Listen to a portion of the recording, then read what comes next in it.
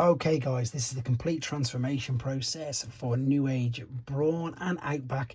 Just a reminder, it is only the transformation process video and this is a tutorial, so I hope it helps you out. I'm going to do the first part with him and the second part with him again, just to reassure you that they are the same molds. So what we're looking to do then is we're looking to take the backpack off there. That is tabbed in via that little port there. Lift this all the way up and then fold this part out of the back as well. Once we've lifted that up, take the midsection, fold this all the way down and then rotate that 180 degrees as well. Now what we need to do is we need to bring these shoulder joints into the back of this, but before we do that, fold out these little tabs here. As you bring the shoulders in, you need to make sure you've got that there for the correct orientation. You're going to fold the fist up, but what you need to do now is turn the arm around until you can see that you've got the back of the window that's going to line up with that. So we're going to do the same process on this side. So as we bring the shoulder in, ensure you've got the joint visible there, rotate at the bicep around until you've got the back window, and then you can fold the fist in if you want. And I'm sure you can pretty much tell already that this is now going to fold down over the top of that. Before we do that though, what we're going to do, now if any of you've got the new Studio Series 86 Brawn, this is very similar. We're going to take the foot, I'm going to fold this part, we're going to open up the legs here first and foremost, so open them up, and then we're going to fold this part of the toes down out of the way. Right, what we need to do though, if you look at the thighs, these are going to come, let's straighten this up. So we're going to bring it, so this part is back, you're then going to rotate the top part of the thigh, not the knee, the top part there, that is going to face out. So you've got this little dot there. So once you've got that dot there, you can bring this up and you can tab this in. So that tab is going to go into there like so, and this will tab on the back. So what you're looking to do, you've got the ball and socket facing in like so, hold it on the top of their thigh, turn it to face in.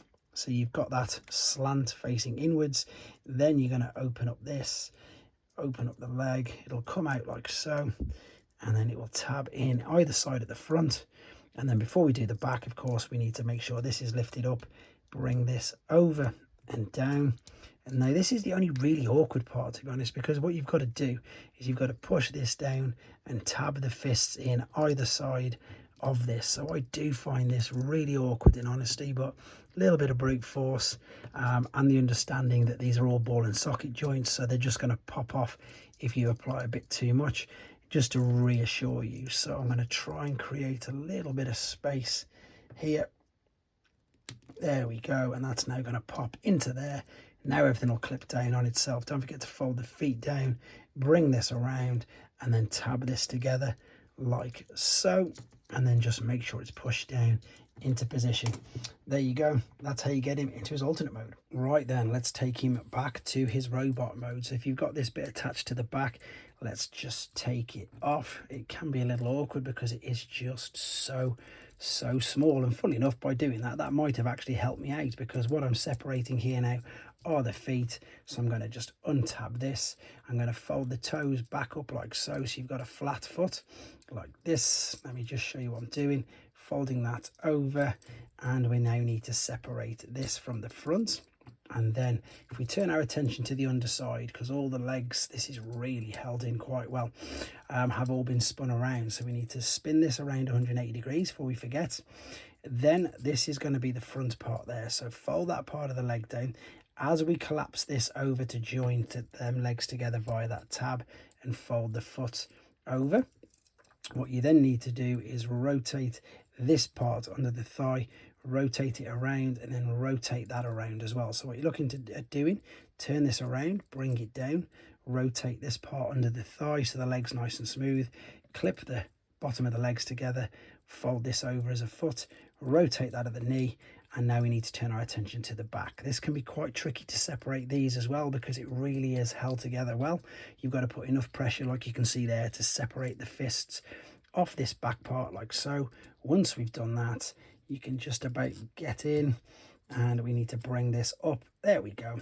Now you can lift this over, bring the arms completely out of the way, fold these bits up, fold them over like so, tuck that part under there, and bring this all the way up and lift this all the way over. Bring the head back into position like so, and you'll see that there's a little cutout there where this is going to fit into the back of the head. Correct the orientation of your arms and your biceps and the fists. Oh, keep the shoulders up there, sorry. Rotate that around. Of course, you're looking for the bicep to be on the front. Spin it round, bring the fist out. I've got it all backwards. Let me stand him up straight so I can see what I'm doing. Stand him up there, and now just correct everything. You have to be careful with these because they do all move around really, really easily. That's better. Shoulder facing in and biceps facing out. That's came out of the back of there, so I need to fix that. That's now back in there, and there we go. Robot mode.